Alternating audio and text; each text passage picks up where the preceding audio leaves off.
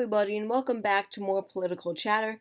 In this video, we will be ranking the 2024 presidential candidates. This is sure to be a very interesting video, and I am super excited to get started.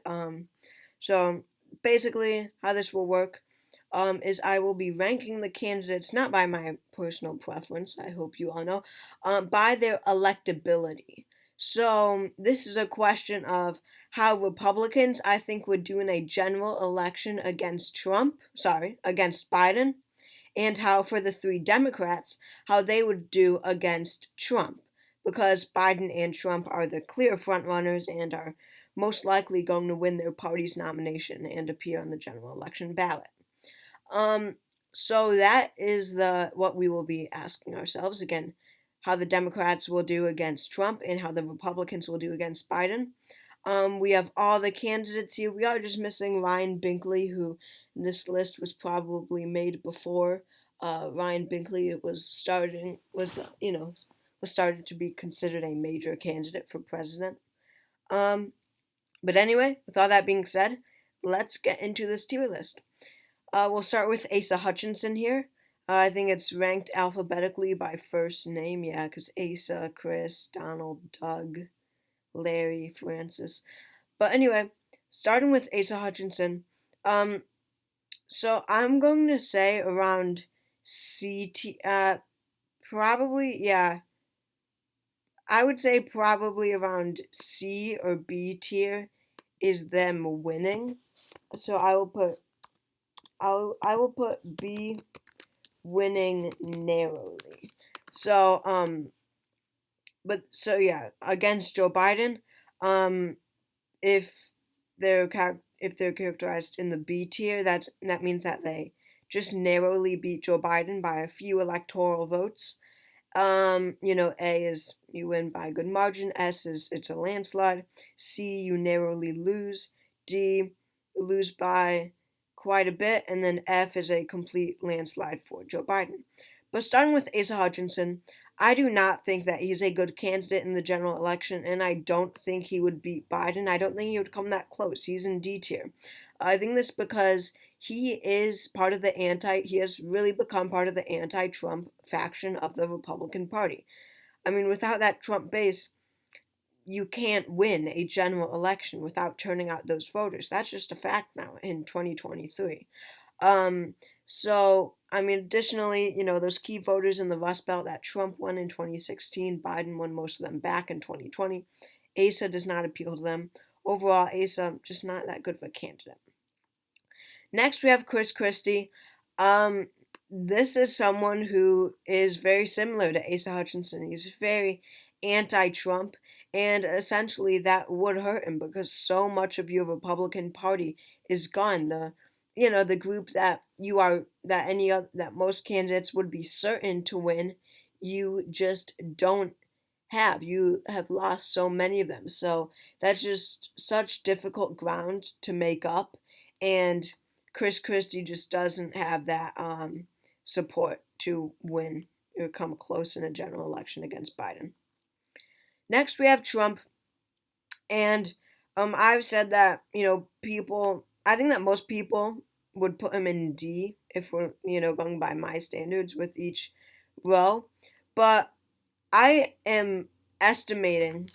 overestimating Trump a bit more than most people. I think that he loses by a very narrow margin against Biden right now just because of how unhappy Americans are with Joe Biden right now and just the economy, and people are fed up.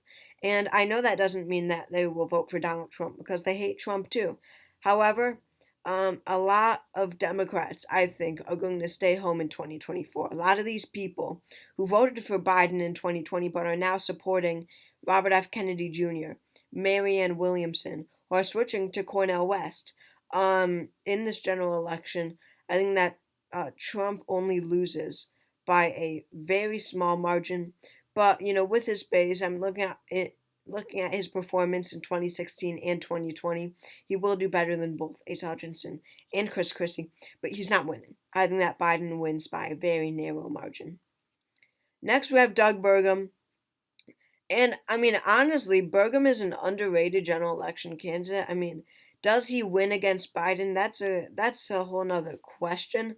But I would be comfortable putting him at C. I think that most people would put him in probably D, maybe even F. Some people, but Doug Burgum really appeals to the entire Republican Party, and that's so critical in a time where the party is so divided. Doug Burgum would really unite the party if he were to somehow win that nomination because he's a rural Republican. Republicans like that, and he's very comfortable with in his relationship with Donald Trump. He would turn out the Trump base. And I don't know, a lot of what he says about fentanyl, jobs, I think that would honestly work to get voters, to get, working class voters. I think that Doug Burgum does not quite have the momentum or support or just energy in his campaign to win, but it would be very, very close against Joe Biden. Next, we have Larry Elder. And yeah, I mean, honestly, Larry Elder is F tier. This is a guy who would get crushed by Biden, probably. I mean, first of all, just pretty crazy, a lot of what he says. And I mean, if he were to make it to the general election, Democrats would make that very, very clear. He has said some crazy stuff, I think, at least that's what I've heard. And I mean, who does he appeal to when you think about it? He's a very far right African American podcaster from California. No experience. I don't know. I just don't see him appealing to really anyone. The working class, the suburbs, he would get demolished in. Even the MAGA part of the party, it, he's just not Trump. Especially with his personality, he can say what Trump says, but he will be seen as trying to replicate Trump too much, and it just not good. So Larry Elder is an F. Francis Suarez actually dropped out of the race earlier. He became the first candidate to drop out. But if he were to still be in the race, I think that Suarez would be an F tier, probably do worse than Larry Elder because this guy, Miami Mayor Suarez, literally voted for Hillary in 2016. But wait, it doesn't end there. He voted for Andrew Gillum in the 2024 or in the 2018 Florida gubernatorial election, a Democrat. But wait, it gets even better. He voted for Biden. He voted Hillary, Gillum, Biden. I mean, and he was running like a conservative campaign for president of the United States. Like, what are you talking about? So, I mean, once that's like widely known, if Suarez is a national figure, then he has no chance of winning. So many Republicans, they would vote third party probably. And again, doesn't appeal to white working class voters at all, anywhere. He would get demolished. I mean, MAGA wouldn't vote for me because he said some negative things against Donald Trump. Next, we have Mike Pence. Mike Pence, I don't know if I should put him in C or D, but probably C because, again, Biden is not a very strong candidate in the general election. He's just not. Um, but, um, but yeah, Mike Pence is not a likable guy to start off with. He just seems so disgenuous, or ingenuine, sorry. Um, And I mean, in the debate and stuff, watching, I mean, yeah, Biden would perform horrible too, but people don't like Mike Pence. But what would really hurt him most is getting the Trump base to vote for him because, I mean, they were chanting "Hang Mike Pence" on January 6th. They are not fans of Mike Pence, and that is an understatement. So Pence would not be able to turn out those voters at all. But then again, I do think that he would be able to somehow like turn out like most independents, honestly, like because Joe Biden is such a weak candidate, and Pence would do a good job of calling him out for it. But yeah, um, Pence is could be D, honestly. Yeah, I'll probably move him in D just because of his relationship with the MAGA group. Next we have Nikki Haley. Nikki Haley is a pretty good candidate. She would beat Joe Biden. I'm not going to say it's going to be a landslide for her, but she does win by more than a very narrow amount, a few electoral votes. I mean, she's going to flip back a few of the states that Joe Biden won. I mean, Arizona, we have a lot of moderate Republicans. She would flip that back. Georgia, a lot of Republicans were turned off by Trump in 2020. They would vote for Nikki Haley. Pennsylvania is key because suburbs. Nikki Haley would take back the suburbs. Really, Republicans are having hard times in suburbs lately. I think that Nikki Haley, with a very moderate message, would be able to win back those suburbs. Call Joe Biden out for the horrible, for his horrible presidency, and I think that Nikki Haley would be able to win the presidency against Joe Biden. She's definitely one of the more center Republicans. She hasn't said crazy, extremist things. Um, and yeah, so I think that Nikki Haley would be able to beat Biden. I mean, I don't really know what else to say. I think that she would have a good coalition in the general election because she still does have a fine relationship with the Trump supporters. Next, we have Perry Johnson. Perry Johnson, D tier, definitely. I mean, honestly, he's not F because he honestly would do a really spectacular job of winning the entirety of the Republican Party. I mean, okay, maybe I'll sound a bit crazy here, but of all the Republican candidates in the field right now, I honestly think that Perry Johnson would do the best job in the general election of getting all Republicans to turn out for him. I mean, I know that might sound crazy, but when you think about it, he's very pro Trump. MAGA Republicans would, love to vote for him. He's very MAGA. And then, he's this financial conservative, this fiscal conservative, kind of like the Reagan era, the Bush era, and those more Republicans who are supporting more DeSantis right now, those, again, the fiscal conservatives, the more establishment conservatives. With Perry Johnson being a businessman, I mean, Perry Johnson really represents the fiscal conservatism, and he would do a great job with winning the entirety of the Republican Party. However, when it comes to winning independents or literally anyone besides Republicans, he would do a horrible job, and that's why he's in D. He's extremely unlikable. He's old. He seems very rich and greedy and awkward, and again, just an unlikable guy. And I think like people would feel weird to vote for him, honestly, because he's a bit creepy. I mean, yeah, he's pretty creepy. Next, we have Ron DeSantis. And wow, Ron DeSantis, at one time we thought that Ron DeSantis would crush Biden in a general election. I can now say that Ron DeSantis would do as well as Perry Johnson in a general election, okay? Ron DeSantis would do worse than Donald Trump because Ron DeSantis has become known as this extremist. He's once seen as a more moderate version of Trump, but now he is so unpopular with the Trump wing of the party. He loses so many of them. I mean, yes, for a lot of Trump supporters right now, Ron DeSantis is their second choice. However, for a whole lot, other than those people, he's hated by them and like their last choice for president. And Ron DeSantis, yeah, will probably do worse than Trump because he loses the base. At least he has some of the Republican Party on the side.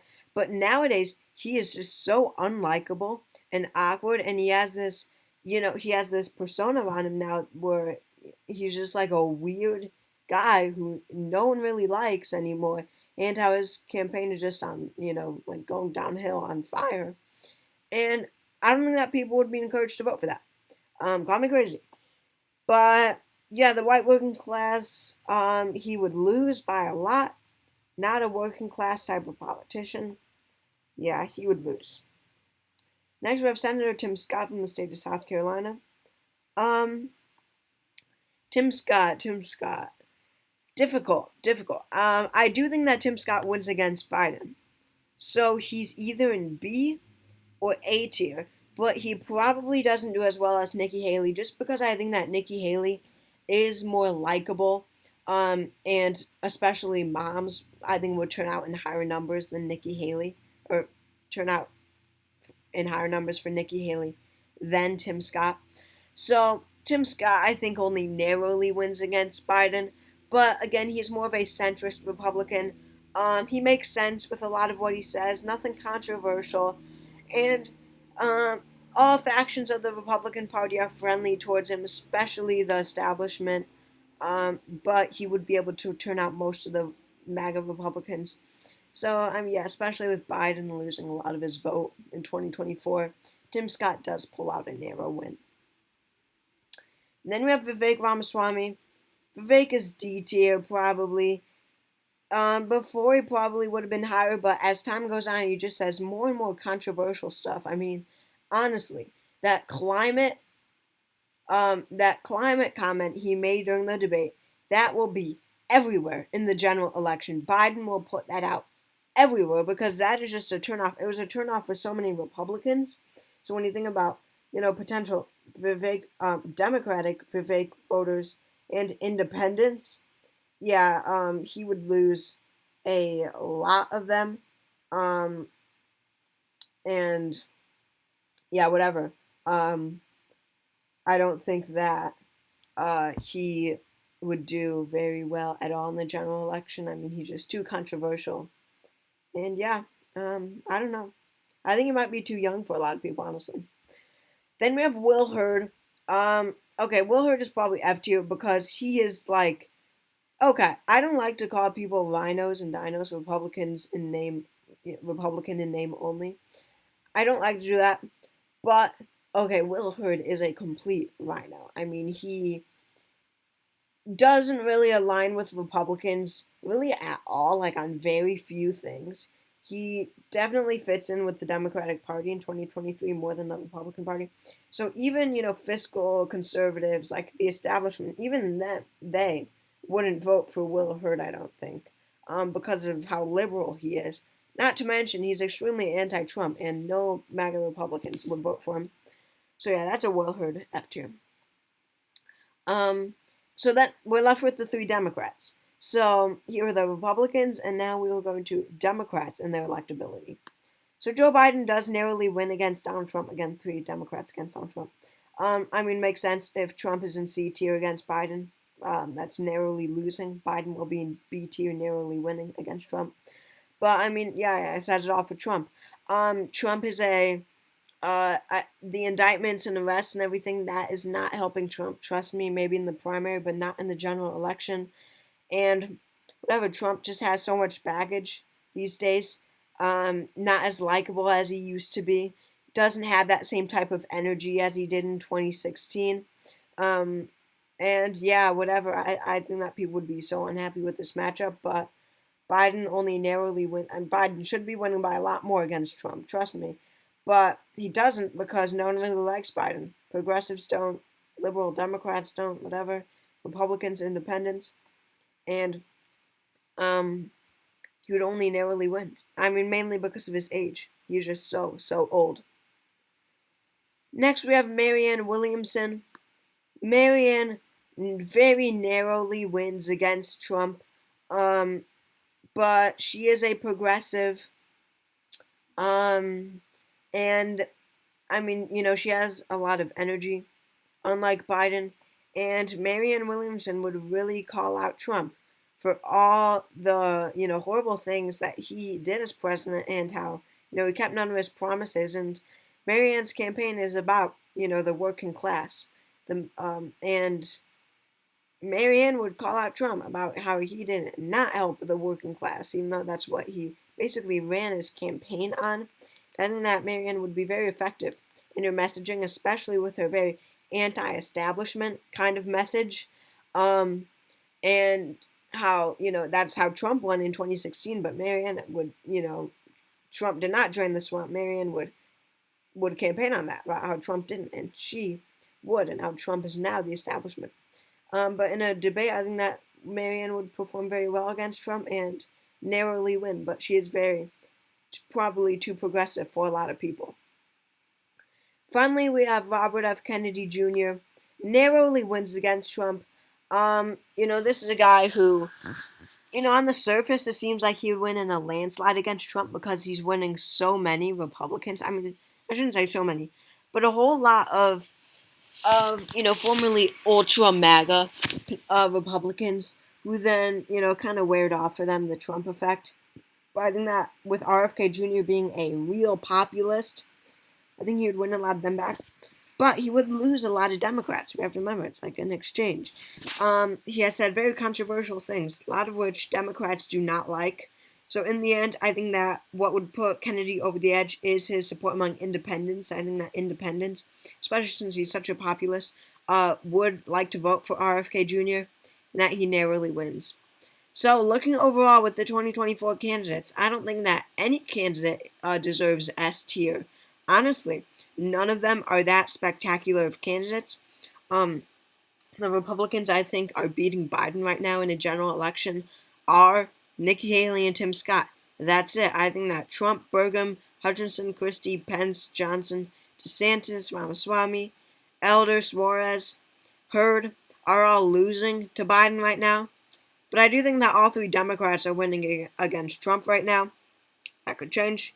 But anyway, thank you all for watching this video.